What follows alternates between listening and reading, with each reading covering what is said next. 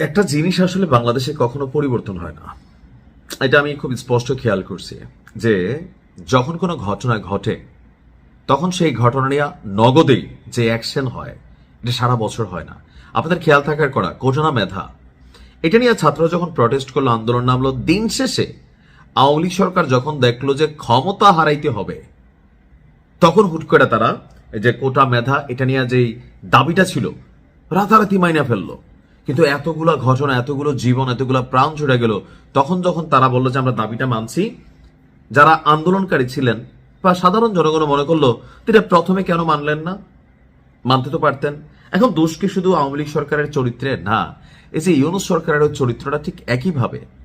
ওসমান হাদির হত্যাকাণ্ডের ইস্যুতে ইনকিলাব মঞ্চের যে দাবি দাওয়াগুলো ছিল, বিচারিক প্রক্রিয়া যে দাবি দেওয়া ছিল, দীর্ঘদিন যাবৎ কথা বলছে, পোলাপাইন মাঠে নামছে।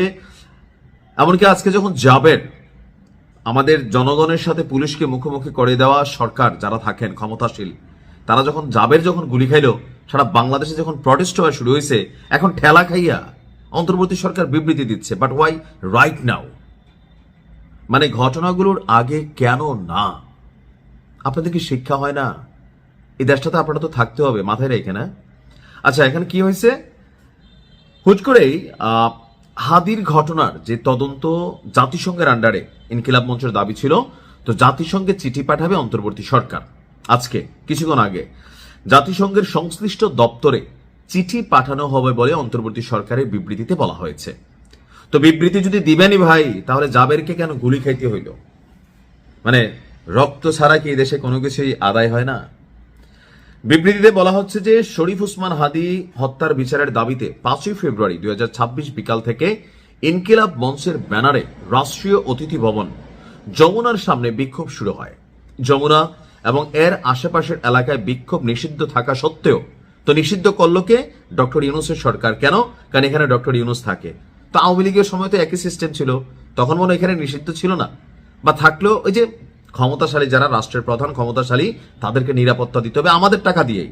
এই যে পুলিশ তো আমাদের টাকাই চলে, তাদের বেতন চলে। আর পুলিশের বিষয়ে আমি বারবারই বলি, গরিবের সন্তান চাকরি বাঁচাইতে উপর মহলের অর্ডার ফলো করে। তো বলা হচ্ছে কি, নিষিদ্ধ থাকা সত্ত্বেও আইন শৃঙ্খলা বাহিনী প্রথমে বিক্ষোভকারীদের বিরুদ্ধে কোনো ধরনের বল প্রয়োগ করে। ওই যে গণহারে কথাবার্তা, আইন শৃঙ্খলা বাহিনীকে কেন বিক্ষোভের জন্য মানে চাপ প্রয়োগ করতে হলো, মানে ছত্রভঙ্গ করার জন্য? আপনারা কেন এই বিবৃতিটা আগে দিলেন না? কেন জনগণকে এবং পুলিশকে মুখোমুখি করাই দেন? আপনারা পাবলিকের কাছে পুলিশের ভিলেন বানাই দেন, পাবলিক পুলিশের উপর গোসা ঝাড়ে, থানা পোড়াই দেয়, জ্বালাই দেয়, পুলিশে মাইরা ফেলে। কারণ এই পুলিশ আবার কখনো বাংলাদেশ পরিবর্তন হইলে দেখবেন এখানে আবার অনেক পুলিশ মারা গেছে। কেন?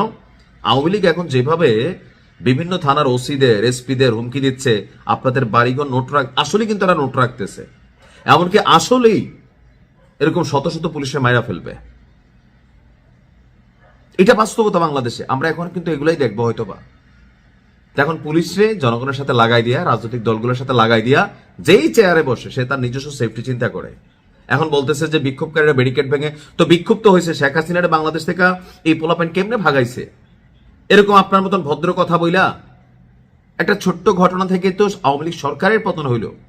তাহলে আজকে আপনারা বলতেছেন যে জল কামানের উপর উঠে গেলে আইন শৃঙ্খলা বাহিনী পরিস্থিতি নিয়ন্ত্রণে আনতে গিয়া সাউন্ড গ্রেনেড ব্যবহার। সরকার স্পষ্টভাবে জানাচ্ছে যে আইন শৃঙ্খলা বাহিনী কোনো ধরনের গুলি ছোড়েনি।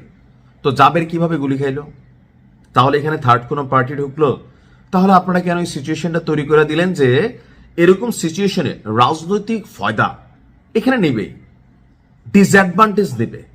এখন দেখা গেছে জাবেরকে গুলি করা হয়েছে, আল্লাহ বাঁচাচ্ছে, সেটা রানের সম্বন্ধে গুলি লাগছে। এখন এটা কি বুলেট আমরা জানি না, বাট হয়তো জানবো। বুকে তো লাগতে পারতো, মাথায় লাগতে পারতো, তখন আপনি কি করতেন? মানে যা আছে আপনাদের সিস্টেম খালি রান হলে হয়েছে, আমরা গরিব বাঙালি, আমরা এরকম ঘটনাতে মরবো, মাইকটারি খাবো, তারপর আপনারা বিবৃতি দিবেন। আমি মনে করি যে দেখেন কোনো রকম পরিবর্তন হয় নাই। এখন অন্তর্বর্তী সরকার বলছে কি, আপনার আব্দুল্লাহ জাবের সহ 23 জনকে আপনার চিকিৎসা গ্রহণের জন্য তারা ঢাকা মেডিকেল কলেজে তারা সকল ধরনের ব্যবস্থা করতেছে।